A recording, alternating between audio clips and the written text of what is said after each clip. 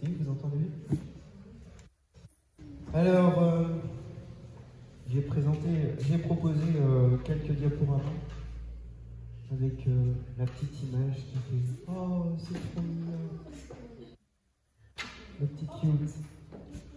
C'est l'image que nous sommes. Cet agneau, un petit peu dans la boue. Et derrière, il y a le sauveur qui vient le chercher. L'amour, toujours l'amour, oui, toujours l'amour. L'amour est la seule réponse que Christ a donnée aux pharisiens. Eux qui étaient en recherche d'approbation, eux qui étaient en recherche de sens, de signe. Maître, quel est le plus grand commandement de la loi? Ils avaient besoin, les pharisiens, ils avaient besoin de se remplir d'orgueil pour dire « nous avons la connaissance, nous savons ».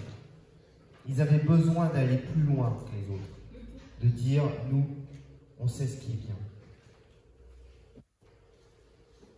Et Jésus leur a répondu avec cette seule réponse d'amour, « Tu aimeras ton Seigneur, ton Dieu, de tout ton cœur, de toute ton âme et de toute ta pensée. » C'est le premier et le plus grand commandement.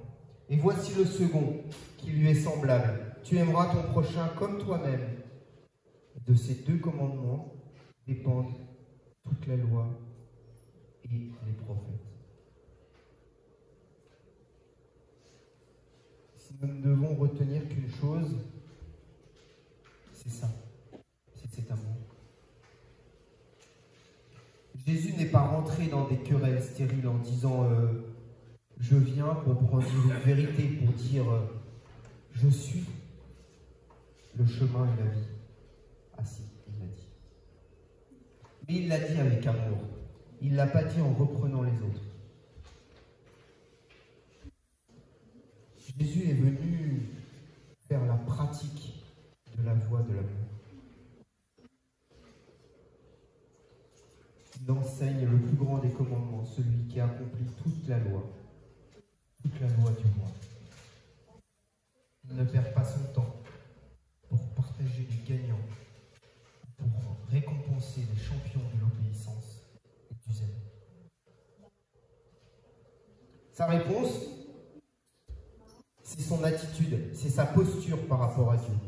Sa posture ôte tous les appuis de ceux qui sont gonflés d'orgueil. Il déstabilise les pharisiens.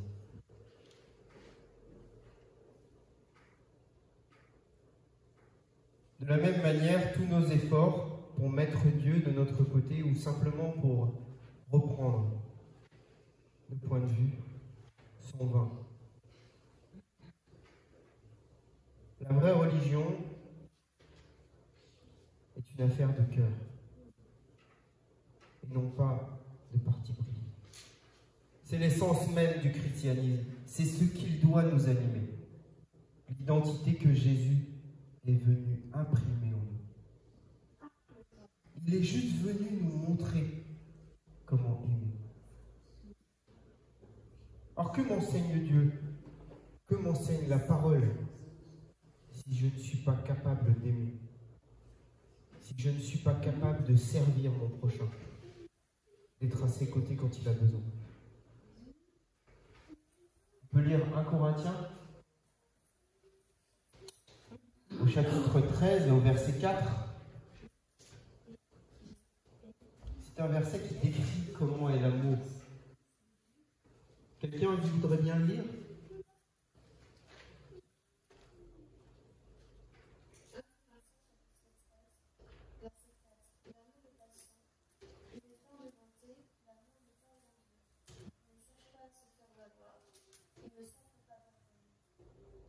Merci.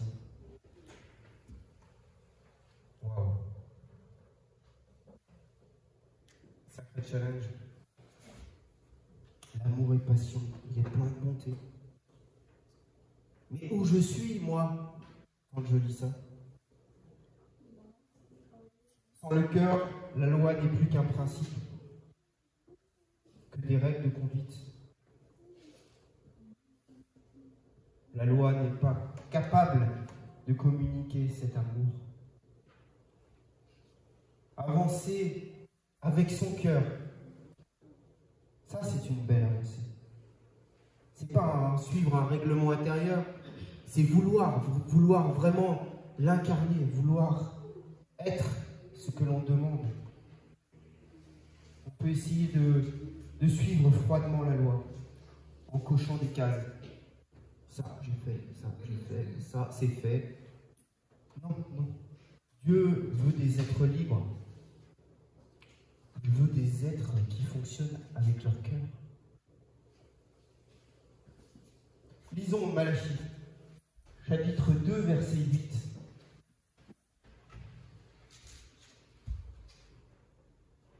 Alors ça c'est nombre. Est-ce que j'ai Malachie? Non, je ne l'ai pas. Alors désolé, je vais vous le lire. Mais vous êtes écartés de la voie. Vous avez fait de la loi une occasion de chute. Pour plusieurs, vous avez violé l'alliance de Lévi, dit l'Éternel des armées. C'est la loi elle-même qui fait tomber. C'est la loi. Nous pouvons faire tomber beaucoup d'hommes au moyen de la loi. Soit parce que nous imposons nos principes avec orgueil, soit parce qu'elle fait peser sur les consciences des fardeaux trop lourds.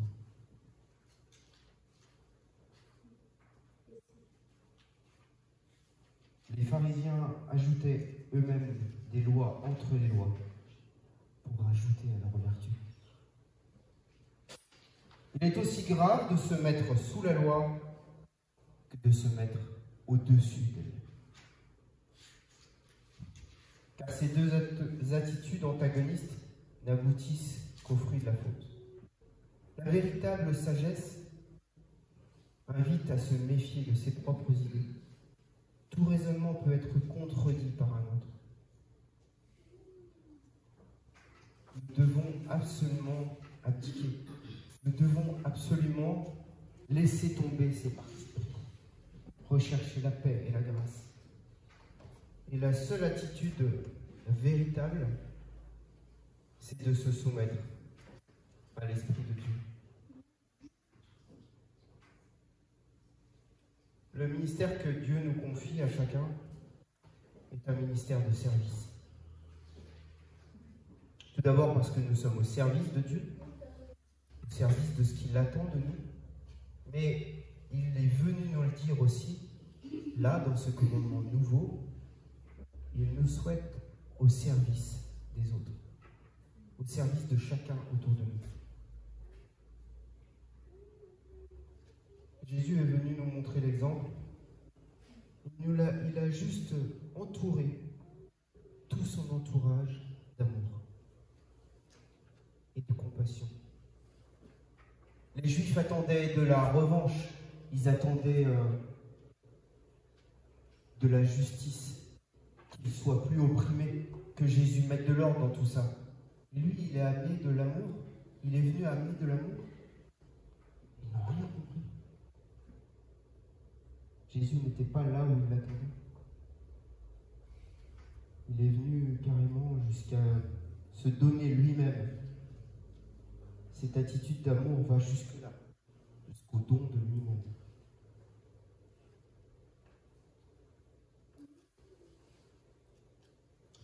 Regardons un peu plus précisément cette attitude de Jésus. Jésus n'est pas venu pour faire des reproches. Il n'est pas venu pour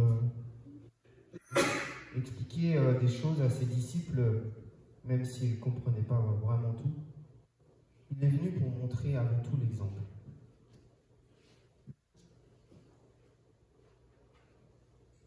Il s'est revêtu de toute la puissance de son Père, et pourtant, il s'est mis en serviteur à ses disciples, jusqu'à leur laver les pieds, jusqu'à mourir pour eux. Il a même aimé Judas. Il lui a lavé les pieds, alors qu'il savait pertinemment ce qu'il allait faire après.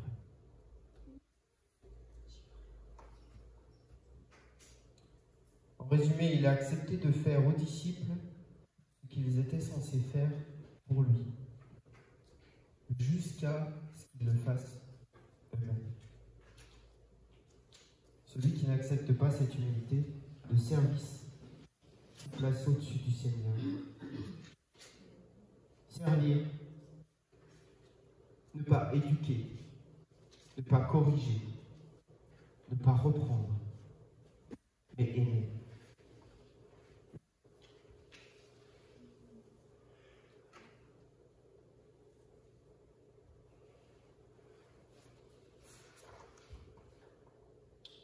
Donc on peut lire dans Nombre,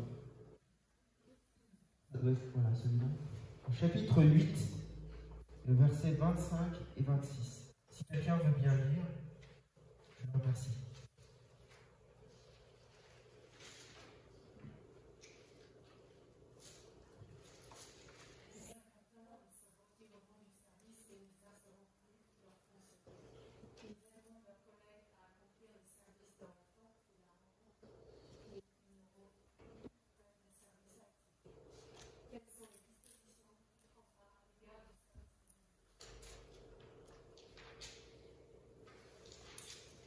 Dans notre attitude, nous ne pouvons pas nous dire que nous sommes en droit d'être servis. En prenant de l'âge, nous servirons peut-être différemment. Mais nous servirons toujours. Les sacrificateurs exerçaient leur activité jusqu'à 50 ans. Et après, ils avaient la mission de former leurs successeurs. Oui, dans notre monde, oui, dans notre Église, oui, dans notre fonctionnement, les anciens jouent un rôle essentiel de transmettre, de guider les plus jeunes vers la foi, une foi ancrée, enracinée dans la parole. Ils sont ce modèle de fidélité, de constance, de reconnaissance pour toute une vie de service.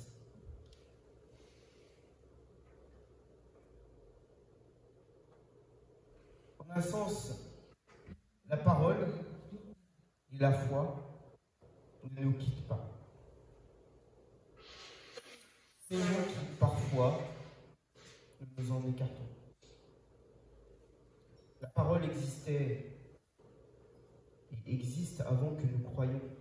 Elle demeure éternellement. Elle reste en nous. Dieu veille sur elle pour l'exécuter. Elle nous est donnée comme base de l'alliance entre nous et Dieu. Alors, pour vivre plus près de cette parole, c'est dans notre attitude que nous devons être vigilants. Notre attitude de foi, de persévérance et de la marche fidèle que nous pouvons avoir avec nos convictions.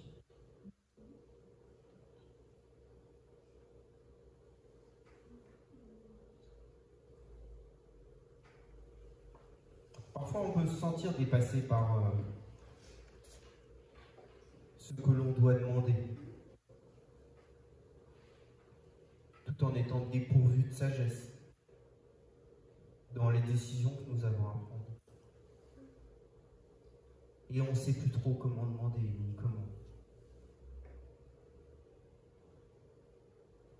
Mais lorsque l'on reconnaît que l'on ne sait pas, alors c'est l'esprit de la prière qui nous est donné. On peut lire 1 Jean, chapitre 4, verset 4.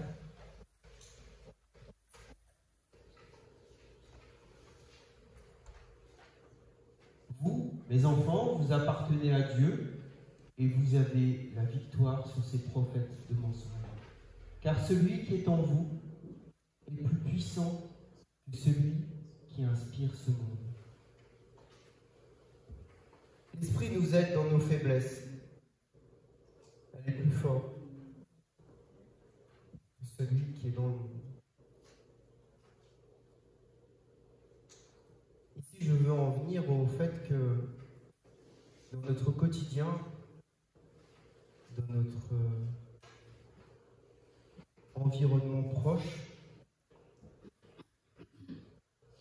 tout est opposé à l'esprit et à la parole.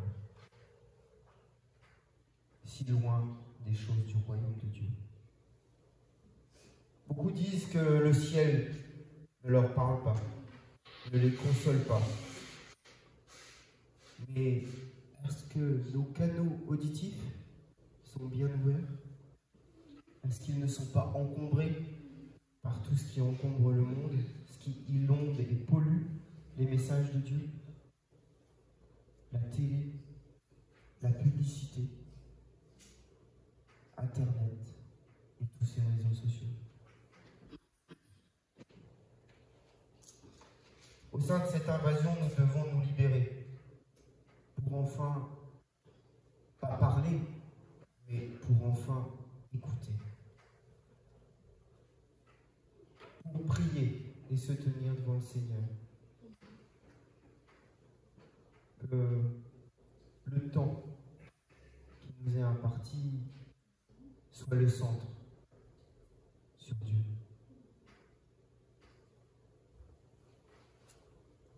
On peut lire Luc, chapitre 4, verset 1. Ça se trouve aussi dans Matthieu, au chapitre 4, verset 1. On voit comment Jésus a réagi, comment il a agi au quotidien. Assez souvent, on voit dans la parole qu'il se mit à l'écart. Il alla sur la montagne. Il alla dans le désert.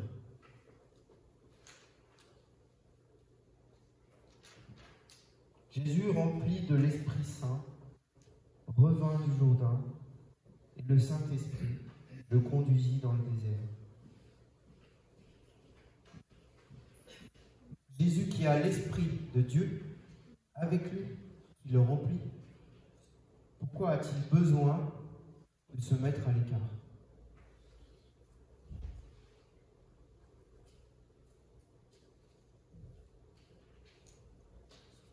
Moi, personnellement, si je n'arrive pas à m'extraire du tumulte du quotidien, je n'arrive pas à me focaliser sur une seule chose. Je n'arrive pas à faire suffisamment le calme autour de moi.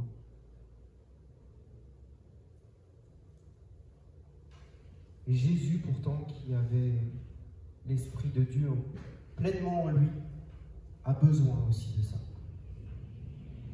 Il a besoin pour écouter ce que dit Dieu. Arrêtez et reconnaissez que je suis Dieu. Stop, arrête-toi de courir, cesse le combat et souviens-toi que je suis ton Dieu.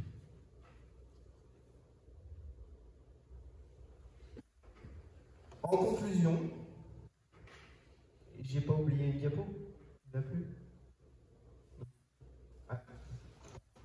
C'était Luc 4, 42. Dès qu'il fit jour, Jésus sortit de la maison et se rendit dans un lieu désert. Les foules se mirent à sa recherche et après l'avoir rejoint, voulurent le retenir pour qu'il ne les quitte pas. Ça illustre encore que Jésus avait ce besoin de s'isoler, de se mettre à l'écart. En conclusion, le plus grand des commandements, c'est d'aimer. Alors, est-ce que je suis capable d'aimer? Ne répondons pas trop vite, sachant que l'amour est patient, l'amour est plein de bonté, et tout ce que l'on a lu avant. Est-ce qu'on est capable d'aimer? On s'est laissé aimer par Jésus? J'ose l'espérer. Mais est-ce qu'à notre tour, on est capable d'aimer? Et le plus important dans cette attitude, c'est ce que Jésus est venu nous montrer. Et je voudrais vous laisser cette image pour montrer l'amour de Jésus au-delà de ce petit agneau qui est trop mignon dans la forêt. C'est une fois qu'il y a quelqu'un qui est tombé, qui tombe devant vous, et puis qui reste par terre. Quelle va être votre attitude? Est-ce que vous allez aller vers lui en lui disant « Mais tu pouvais pas regarder devant toi? Tu pouvais pas marcher doucement ou être plus attentif ?» Ou alors est-ce que vous allez lui tendre la main en lui demandant s'il s'est fait mal, s'il a besoin d'aide? C'est exactement ce que Jésus est venu faire avec ses disciples. Il est venu les servir, ne pas éduquer, ne pas corriger, ne pas reprendre. Aimer, juste aimer, relever et aimer. Donc c'est une question d'attitude, de posture. Et pour y tendre, nous avons l'Esprit de Dieu qui est avec nous. Mais pour cela, il nous faut faire cesser le tumulte, savoir faire silence par moment pour écouter. Arrête-toi, mets-toi au calme. Écoute ce que Dieu a à te dire et reconnaissez